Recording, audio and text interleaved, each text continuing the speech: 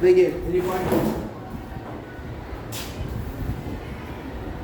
बहुत जल्दी में देखेंगे क्योंकि काफ़ी कुछ इसके बारे में बताया जा चुका है। पहला सवाल cos x बराबर -1/2 और x जो है वो तीसरे चतुर्थांश में।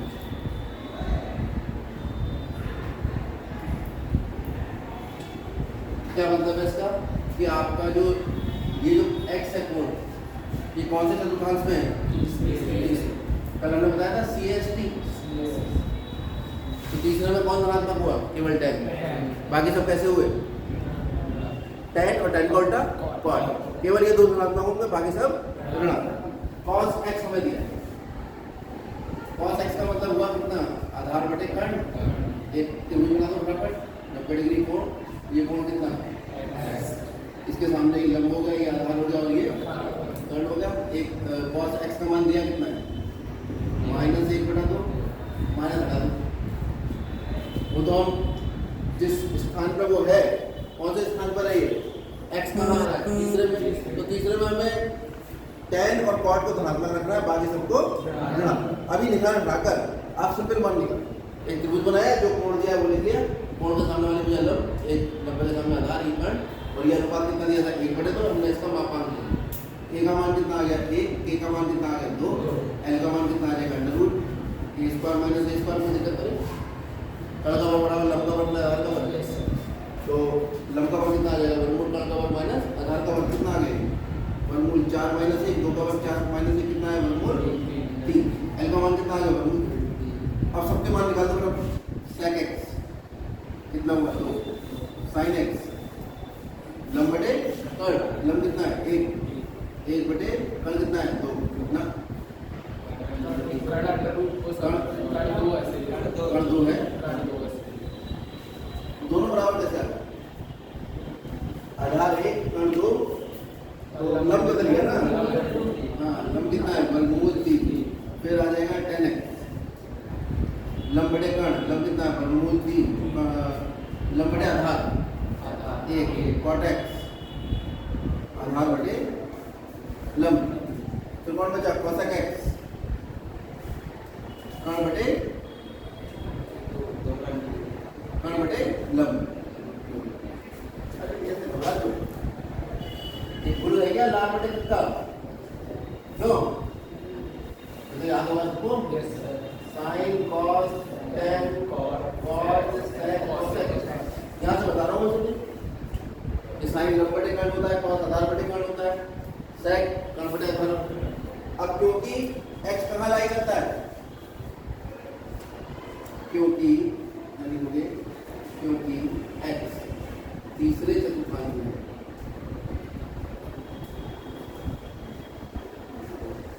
अतः केवल sec x कैसा हो जाएगा? माइनस। sin x कितना हो जाएगा? -√3/2। tan x कितना हो जाएगा? प्लस का √3। cot x कितना हो जाएगा? 1/√3। cosec x कितना हो जाएगा?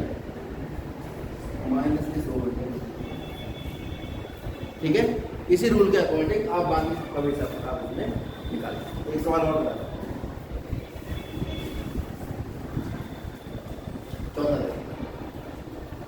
sec x बराबर 13/5 और x कौन से चतुर्थांश में? Lies in 4th quadrant. चतुर्थांश में लिए कहते हैं क्वाड्रेंट। क्लियर हो गई बात? तो जब x चौथे क्वाड्रेंट में है, चौथे में कौन सा नंबर होता है? cos। और cos का उल्टा sec, बाकी सब नेगेटिव हो। तो सबसे पहले आप ये देखो sec x बराबर होता है कितना है? कर्ण बटे कितना? आधा। और sec x है आपका 13/5।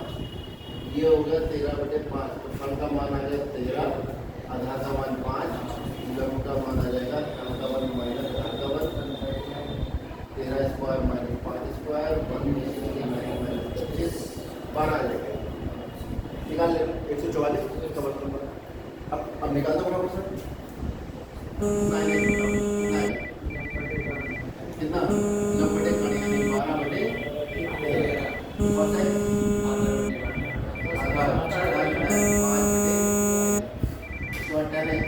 एलम बटे आधार कितना एलम 12 कॉट एक्स 5 बटे 12 कौन है यार कॉस एक्स कितना हुआ। अब जैसे मैंने यहाँ पे 2 स्टेप पे काम किया है, ठीक है, तो हम ये वाला स्टेप यहाँ से हम रिमूव कर देते हैं। क्यों करें, एक बार में सोच लेंगे ना ये बार, ये तो क्योंकि आपने पहली बार सवाल किया था तो इसलिए मैंने ये करके दिखा रहा है। इसको करने की जरूरत क्या है, एक बार सीधा देखो एक्स पॉजिटिव टर्म्स में है, तीसरे में तो डायरेक्ट निशान सही से लगा लो, यहीं पे लगा लो निशान ठीक से, क्योंकि एक्स पॉजिटिव टर्म्स में है।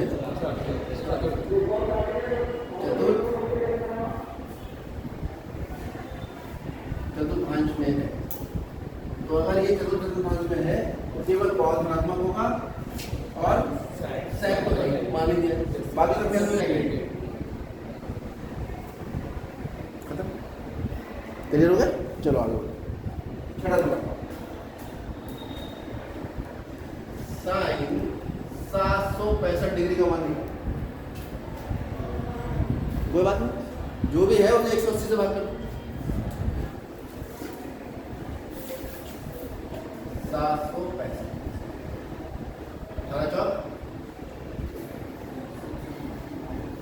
बाहर बेटा याद ना है, घर में आ गए हैं मत इधर करना। हां कितना बचा 9, ठीक है। इसका मतलब ये हुआ कि कितना हो गया साइन, ये हो गया 42 720 होना है, ये 5 आ गया, ये बचा और 4 गुणा 180 प्लस कितना 9, गड़बड़ हो रही है।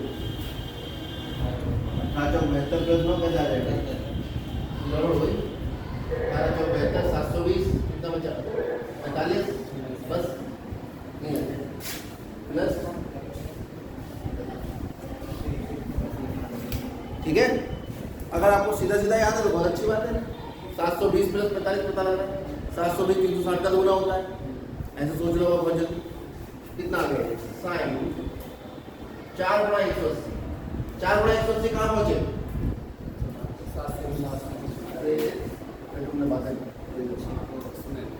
अरे 4 गुणा 180 कहाँ पहुंचे, 1 गुणा 180 आया, 2 गुणा 180 आया, 3 गुणा ये आया, 4 गुणा ये आया।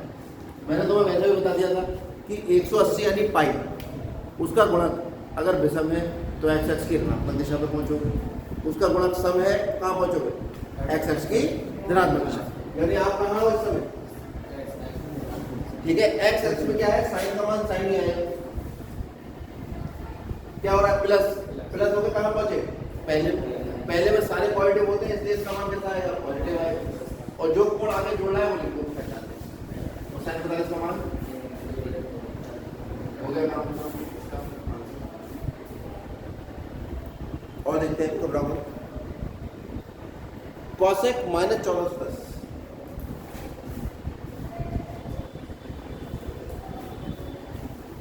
अब साइन माइनस थीटा मतलब cos minus theta plus cos theta होता है, जो माइनस है वो कॉस के आगे अगर है तो वो उसे रिमूव कर देते हैं, लेकिन साइन माइनस थीटा कितना होता है, क्योंकि साइन माइनस थीटा बराबर सिद्ध करवाया था साइन ए प्लस साइन ए माइनस बी के सूत्र में ए को 0 रख दो, बी को थीटा रख दो, दिमाग में निकाल लो तुरंत, ठीक है। नहीं तो नियम बना लो कि कॉस माइनस को खा जाता है, ऐसे कहते हैं लोग, और साइन के आगे जो माइनस है वो बाहर आएगा, केवल कॉस के आगे और सेक के आगे माइनस अगर कोण के अंदर है वो बाहर नहीं आएगा, बाकी जितने भी ट्रिग्नोमेट्रिकल फंक्शंस हैं उसमें अगर साइन कोण में माइनस है तो वो सीधे सीधे बाहर आएगा। अब यहाँ पर अगर मैं मान ये लगा लूँ -1410, माइनस साइन 1410 हो जाएगा। अब मेरा काम 1410 का मान निकालने का, ठीक है। अब 1410 को तोड़ो, कितना तोड़ सकते हो, 180 से भाग करो, ठीक है। कितनी बार जाएगा 144, 7 बार जाएगा,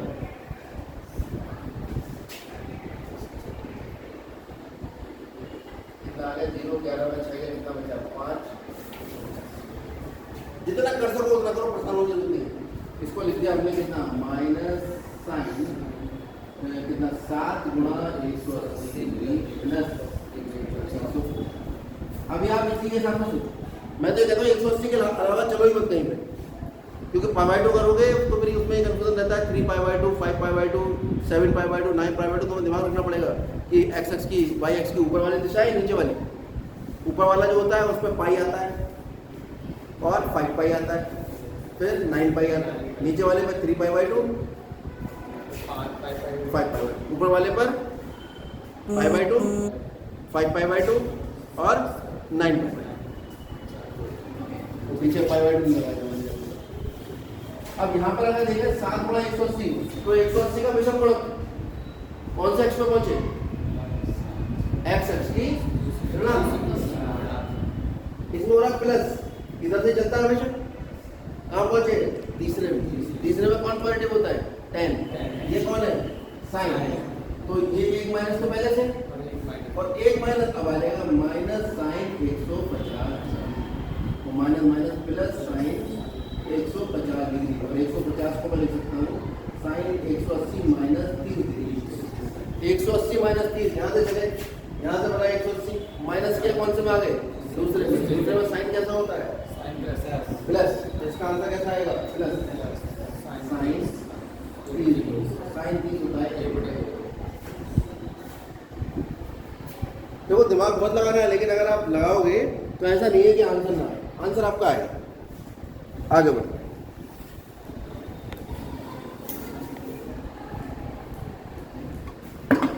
अब ये पाई वाले आ गए।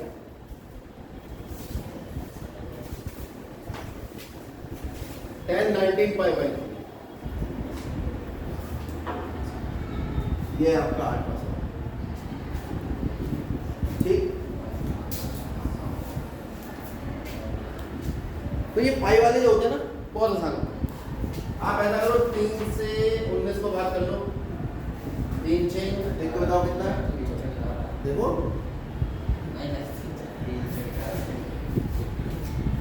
सारे पहाड़ों पे जल्दी देखते हो ना, याद कर लो पहाड़ एक बार। तो साइन 19/3 को कितना लिखोगे? 3 गुणा 6 प्लस 1/3, इससे गुणा हो रही है पाई। 3 को अलग अलग करोगे तो कितना आ जाएगा? पाई को अंदर गुणा कर दोगे तो साइन 6π प्लस पाई। अब ये वाली कैलकुलेशन आपको दिमाग में करनी है। ये स्टेप मैंने लिख दिया है यार, आज के बाद नहीं लिखूंगा। अब सीधे पहुंचेंगे यहाँ इस स्टेप के बाद। ये 19π/3 है तो 6π/3 लो, 6 18 19। 6π कहाँ पहुंचे? एक्स एक्स की धनात्मक दिशा। प्लस करें कहाँ पहुंचे? कौन से चतुर्थांश में पहुंचे?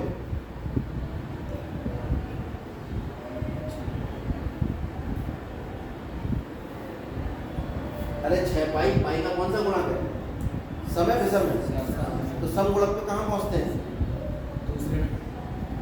अरे एक्स एक्स पे कहाँ पहुंचते हैं? सोते रहते हो तुम। कोण यहाँ से बनना शुरू होता है और एंटी क्लॉकवाइज बनता है। तो ये 0 से पहुंचे पाई, पाई से पहुंचे 2π, 2π से 3π, 4π, 5π, कहाँ पहुंचे? 6। तो आप देख लो 6π यहाँ आ रहा है, 4π यहाँ आ रहा है, पाई यहाँ आ रहा है, तो सॉरी 2π यहाँ कौन सा आ रहा है? पाई 3π। तो पाई के जो विषम गुणक है वो एक्स एक्स की ऋणात्मक दिशा पर आते हैं, और पाई के जो सम गुणक है वो कहाँ पहुंच जाते हो? एक्स एक्स की धनात्मक। अब आप कहाँ पर हो? 6π कहाँ पे हो? एक्स एक्स की। इसमें प्लस हो रहा है तो कहाँ पहुंचे? किधर किधर चलते हैं हमेशा? एंटी क्लॉकवाइज चलते हैं। तो कौन से में आ गए? पहले में ऑल पॉजिटिव, सारे धनात्मक होते हैं। इसका मान कैसा आएगा? प्लस साइन π/3, और साइन π/3 का मान होता है साइन π/3 मैंने बता दिया था, याद रख लेना। 60 डिग्री हो गया, 180 को भाग कर लो, 3 से 60 आएगा, और साइन 60 डिग्री का मान तुम्हें मालूम है, वर्गमूल 3/। समझ आया? ये बहुत लंबा है सिस्टम, जब आदत में आ जाएगा तो तुरंत आंसर निकल के आएगा। एक और देखो 9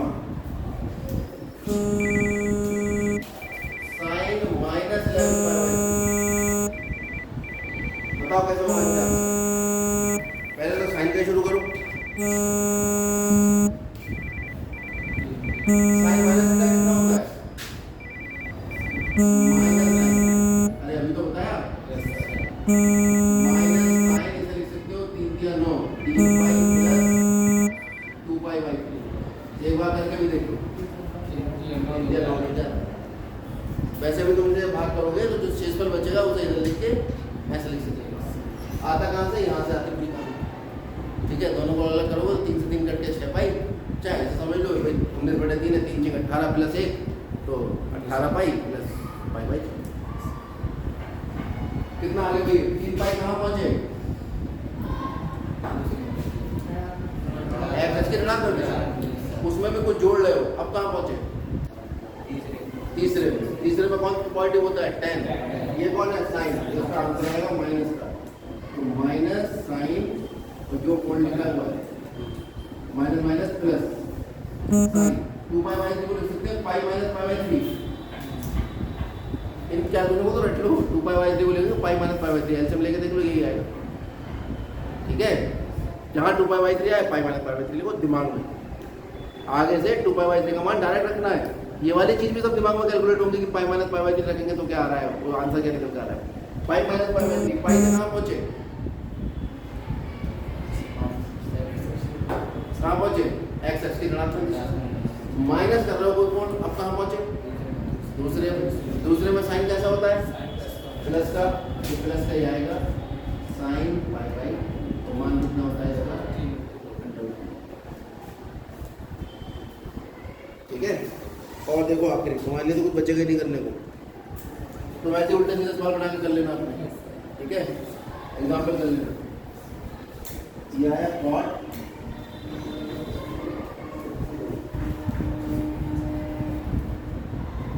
minus theta minus cot theta, सब जानते हैं। ये कोई है जो नहीं जानता? देखो माइनस कॉट 4 या 12 3 पाई प्लस, एक बार चेक करो 4 या 12 3 पाई कहाँ पहुंचे? एक्सेस करना प्लस करा तो कहाँ पहुंचे? और हमेशा एक्टिव हुआ चलता है, यहाँ चल रहे हो तो यहाँ पहुंचे तीसरे में पहुंचे। तीसरे में कॉट कैसा होता है? प्लस का, इसमें देखो फर्क पड़ा नहीं, माइनस तो अपनी जगह है, ये आ गया cot 3 pi by 4 minus cot, इसको लिख दो pi minus pi by 3 pi by 4 लिख सकते हैं, ऐसे हम लेके देखो। अब क्या आएगा आंसर इसका? माइनस, ये माइनस का कॉट पाई बाई 4 आ जाएगा, क्योंकि पाई पहुंचे एक्स के ऋणात्मक में, माइनस करा तो कहाँ पहुंचे? दूसरे पर। पाई यही तो हुआ, माइनस करा तो कहाँ पहुंचे?